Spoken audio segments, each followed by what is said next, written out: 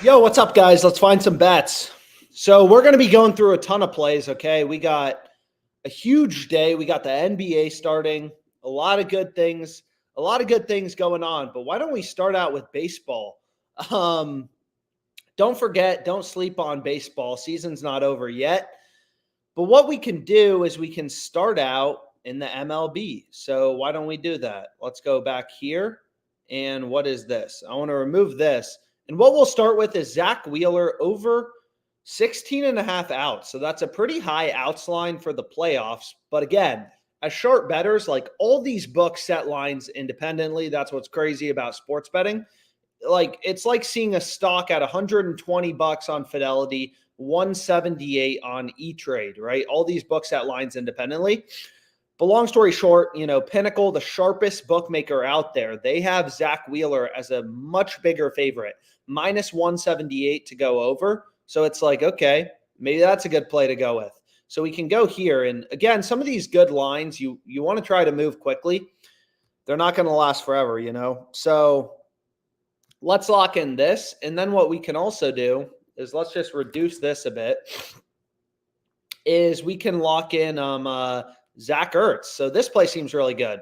You can see too, it's such a random market, but all these other books, if you just pull up a little line movement chart on OddsJam, they're all ripping Zach Ertz, his longest reception. They're ripping his line towards the under. There we go. Bowling Green. I got money on Bowling Green. It looks like they're up a touchdown. So anyways, we want to go here.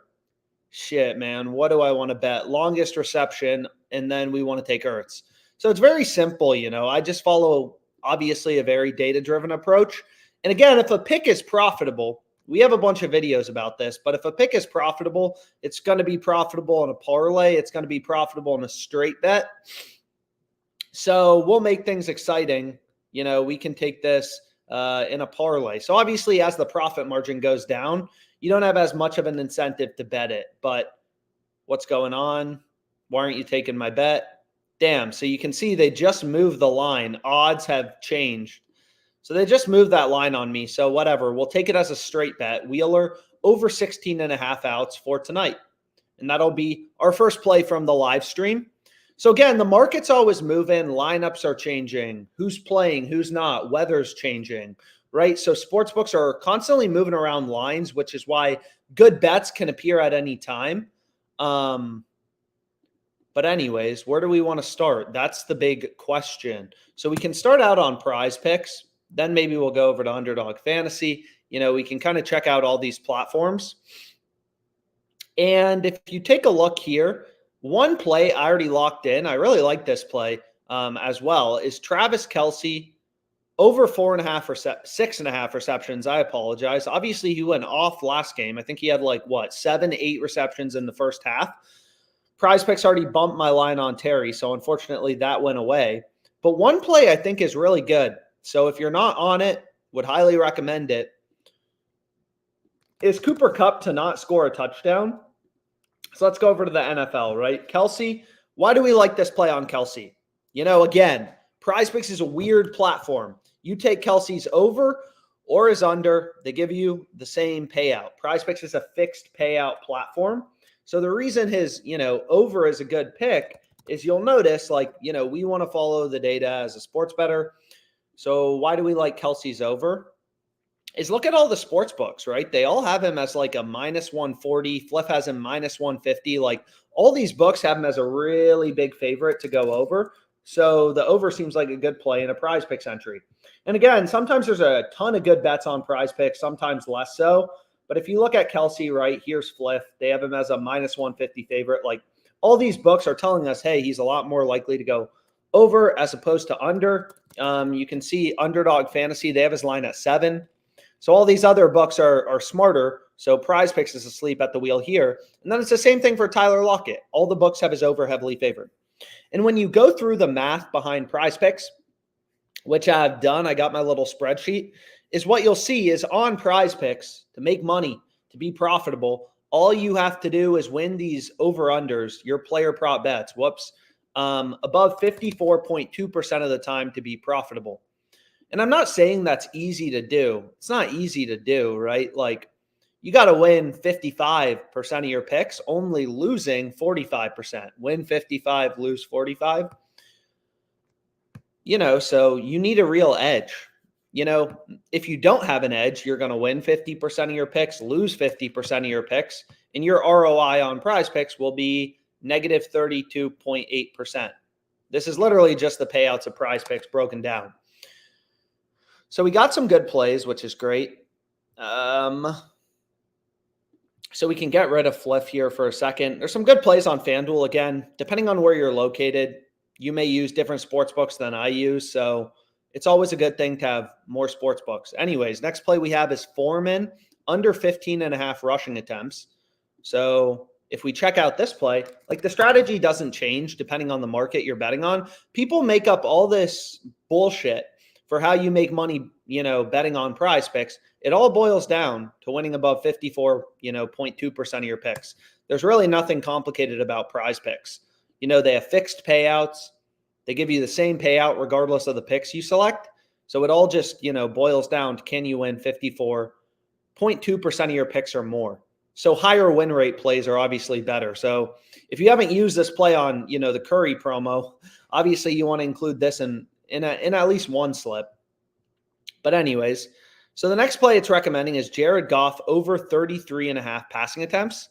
So you can see most books have his line at 34.5, 34.5. Or the books that have his line at, 33.5, they have his over heavily favored. So it's like, okay, this is a play, winning above 54.2% of the time. So it's good to go in a PrizePicks entry. So here we go. We got a nice little 5-pick flex play. And again, PrizePicks, absolute joke. They only give me a $25 max bet size on whatever I want to go with, beating them up too bad. So doesn't do a lot for me, but hopefully, you guys are able to get down this play for as much money as you want. So Cooper Kupp touchdowns is, if you take a look at Kupp, it's the same thing. Some of these touchdown plays are really good. PrizePicks, my assumption is PrizePicks leaves them hanging because everyone bets the overs, even though it's a horrible bet, right? PrizePicks will give you the same payout if you take Kupp to score or to not score. And if you look at all the data points, Pinnacle, sharpest bookmaker out there, they all have Cooper Kupp heavily favored, minus 150, minus 155, minus 160, huge favorite to go under. So that's a sharp pick on PrizePicks. And then it's like, okay, so we got some good plays on PrizePicks. That's great.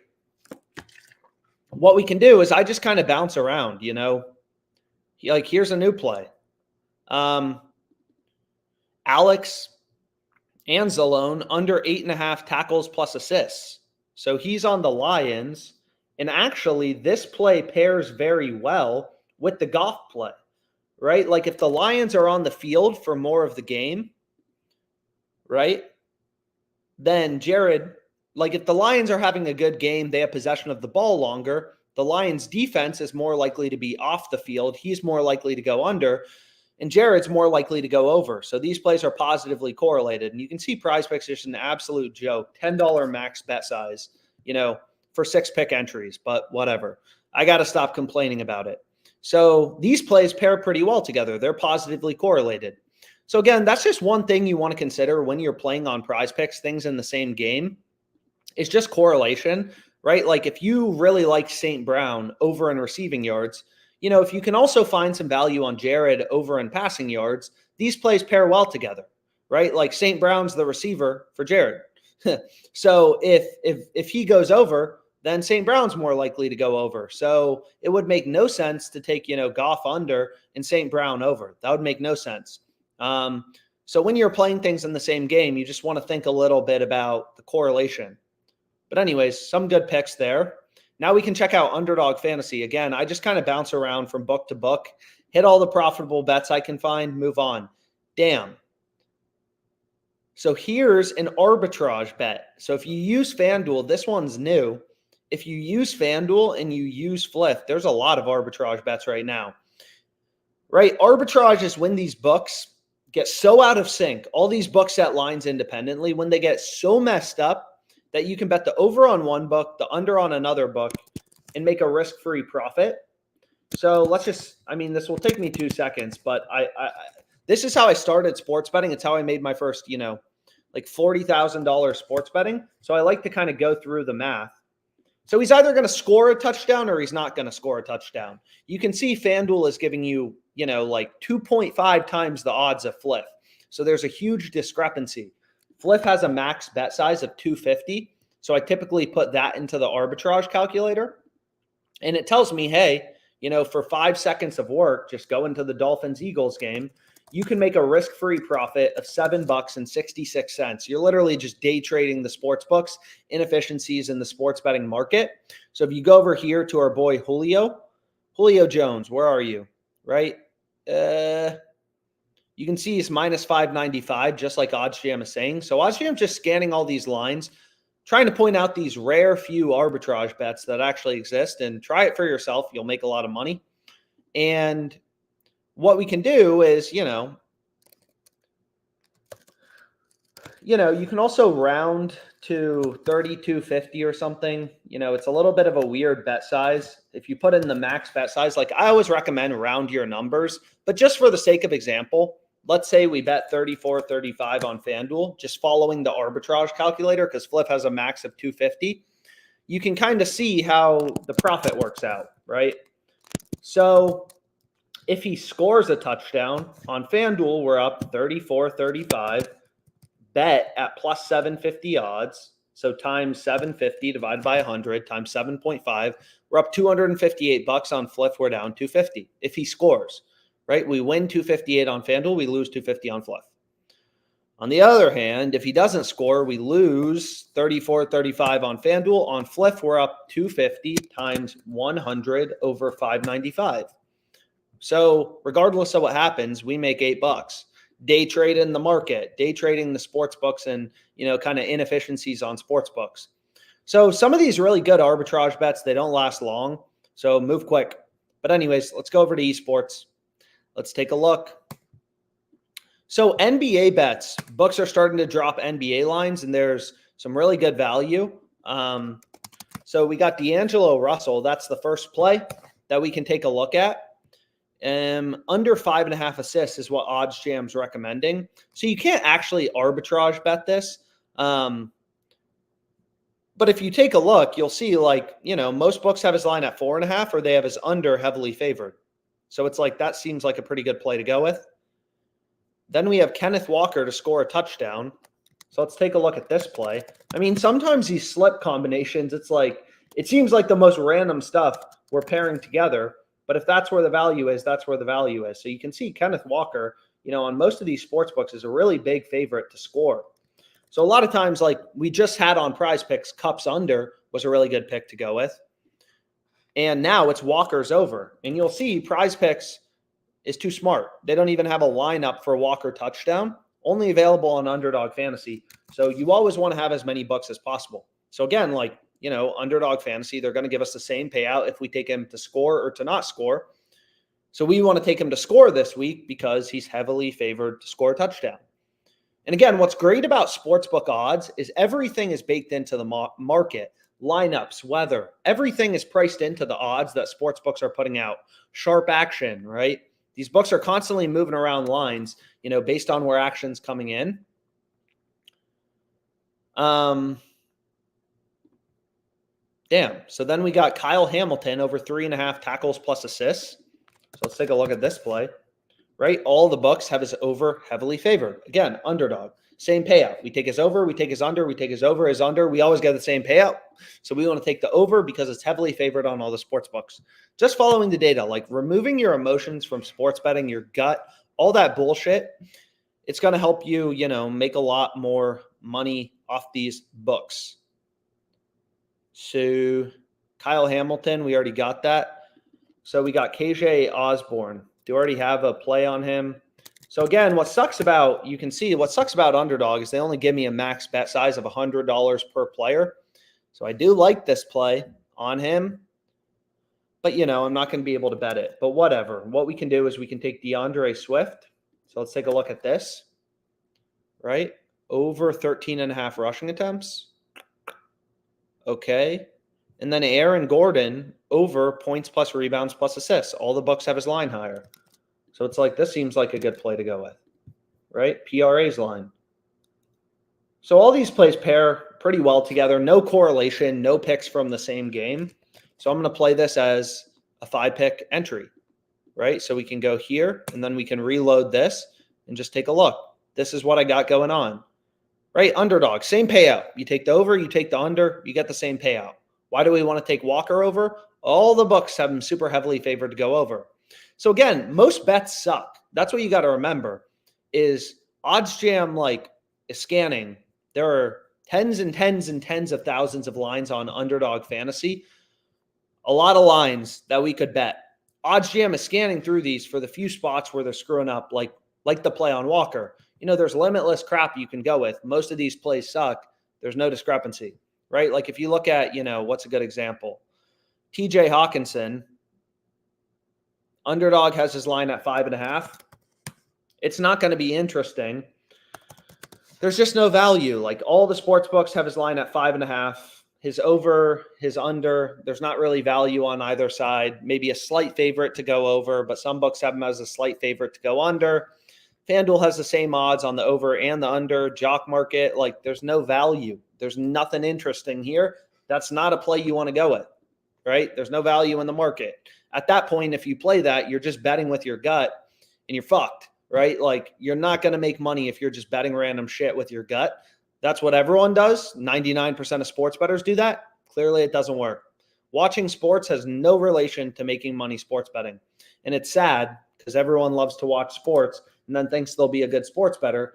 But, watching sports it has nothing to do with sports betting. It's all about the data following the market. I like sports, which is why I like sports betting. But, take a look at this. Wallace, tackles plus assists. The reason it's always beneficial to have as many books as possible. So on this platform, ParlayPlay, $6,500 of profit, only used it for 4 months, only $25K total bet because they have really low betting limits. The hard part is getting down the action. But take a look at this play. Wallace, right? Why is OddsJam recommending this as the top play, as the best play? Well, let's take a look, right? So let's get rid of these combo props here for a second. Why is OddsJam saying this is the top play on the fantasy optimizer? Well, take a look at the sportsbook screen right here. All the books have his line at 6.5 with the under heavily favored. PrizePicks, JockMKT have the line at 6.5. All the sports books have his line at 6.5 with the under heavily favored, right? On most of these books, Fliff, under favored, Barstool, under favored, Hot Streak, under favored. All these books are data points, sophisticated models, taking bets, moving around lines based on where action's coming in. So it's that play seems incredible. And again, I like to try to move quickly because again, the best betting opportunities like this play, I can guarantee you it's not going to be around in 10 minutes. So we want to move quickly. So we want to take Sam Howell. We want to take Justin Herbert. All the books have his line at 37.5. Right? We want to take Caldwell Pope over 12.5 points plus rebounds. All the books have him at 13.5. So, and I just try to move quickly. I mean, you really do need to think like a day trader just because, under 38.5, over 12.5, over, under, right? That's what we want to go with. You need to think like a day trader just because these great lines are not going to last forever. If you look at, Austin Eckler. So let's take a look at Eckler. So the Chiefs obviously have a big game tomorrow, and this play pairs very well. Shoot, I think I'm already on it, but this play would pair really well with Justin Herbert under in passing attempts. But I think I already hit my full game limit on it. So they do still have this lineup, which has been available for a bit now. All the books have his line at 34.5. ParlayPlay has his line at 38.5. It's okay, that's interesting. So Tyler Lockett over 4.5 receptions. So again, sometimes there's more value on PrizePicks, Underdog, whatever, which is why I always recommend, trying to have as many of these books as possible. Although this doesn't pair well with Wallace. Taking Wallace under in tackles plus assists, it doesn't make sense to pair his over or Lockett's over. That wouldn't make sense, right? So you can see there's just a shit ton of bets right now. Roman Wilson over 3.5 receptions. All the books have his over favored. So what I can do, right? So this is for the Michigan game. Roman Wilson, that absolute beast. Probably like a minus 200 favorite to score a touchdown. But anyways, let's take him 60 to 2,400. And again, ParlayPlay has a max of $60. So then it's like, okay, like we got a good play, but it's a volume game. Again, like some people will ask me like, oh, why do you place multiple bets a day? Why not just one bet? It's like they only give you a maximum bet size of $60. So even if I could have a 50% ROI on ParlayPlay, like the hard part is you need to get down the volume, you know? So anyways, we locked in some good bets on ParlayPlay just now. So now it's kind of like, okay, let's find more. Because why not? So we got Lockett, we got Clay. I already used that play on Clay. So a lot of these plays I've already used. So I kind of need to like, delve a little lower, which sucks because obviously higher profit margin is better, but it is fine because there's a lot of good plays available. So, and this stuff doesn't take a ton of time. I mean, once you start betting with data and you start seeing the profits for yourself, it's pretty simple. You just kind of, all the books have Adams heavily favored to go over. So you want to take his over, right? Like I'm not smarter. I'm not creating a better model than DraftKings, Barstool, and BetMGM and Caesars. That's a bunch of billion-dollar companies who all have his over heavily favored. So I'm not really doing anything complicated here. KD, over 38.5 PRAs. So now we got an NBA play. I mean, I have no problem going with some early NBA value. Allen Robinson, under 27.5 receiving yards. All the books have his line at 26.5 or 23.5 with the under heavily favored. So we can lock in this play. So I'll, place some fantasy bets, and then I'll head over to anything in the Rams game. Just want to make sure about correlation. Nothing in the same game. No, not so far at least. Well, this doesn't make a ton of sense, right? Taking a Seahawks defender and Tyler Lockett over, those plays don't really pair well together. So we kind of want to avoid that. Caleb Williams, under in passing yards. All the books have his line lower. Obviously, that's a little scary, but hey. Damn. Patrick Queen, over 7. Tackles plus assists. So I don't think we have a play for Ravens-Lions. That should be an exciting game. We have a lot of good NFL games this weekend. But if we take a look at, tackles plus assists, if you look at Patrick Queen, I mean, this is going to be very similar.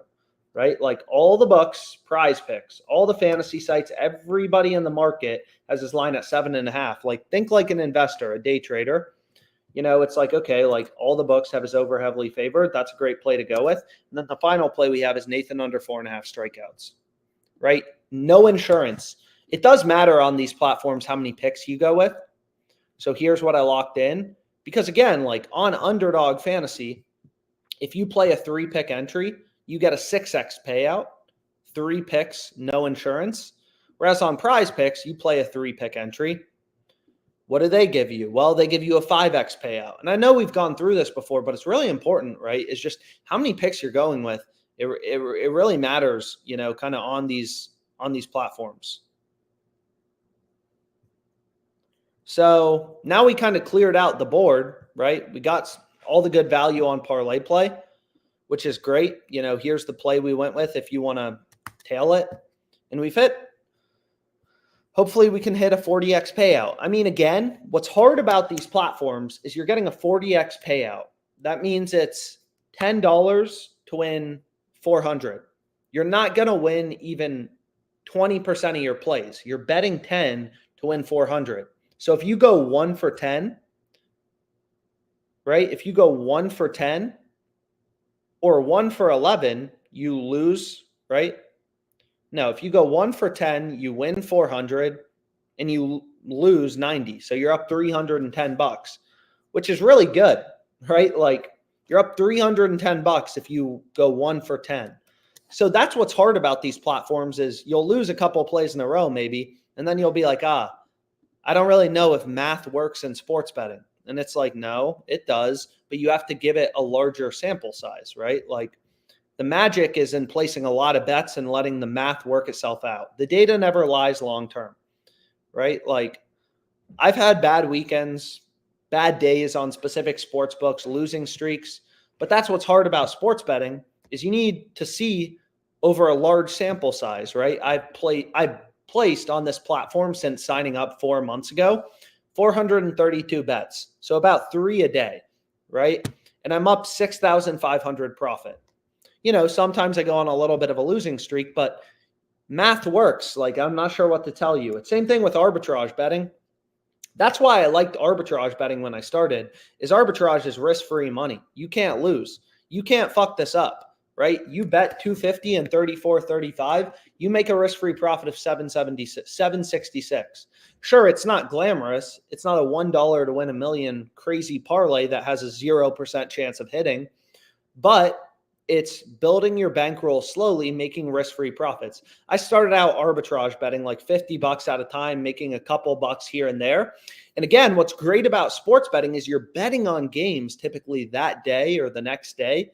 So everything compounds quickly, right? If you could just have a 2% ROI on your MLB bets, there's 162 games in the regular season. That's 324% ROI over the course of the regular season. Pretty good. So we can go back to this positive EV tool. Again, market's always moving. Players getting injured. Oh, he's good to go. He's not good to go, right? Like the market is always moving.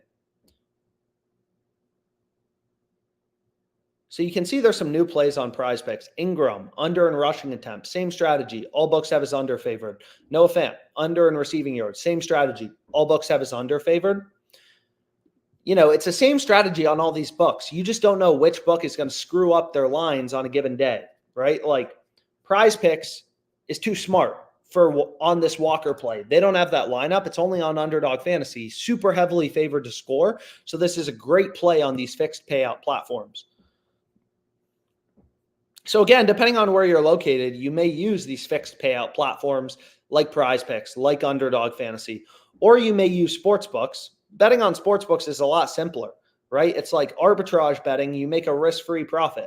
You just place these straight bets, make a risk-free money off the books. Or you can positive EV bet and just hit these things. Connor McDavid, over 3.5 shots on goal. Pinnacle and Bet Online, those are two of the sharpest bookmakers out there. They have this line all the way up at minus 170. Fliff is, screwing up big time with this line priced at, minus 130. So I locked that in the previous live stream. But anyways, hopefully this was helpful. Locked in a lot of good bets. I'm sure I'll have more, and have a great rest of your day.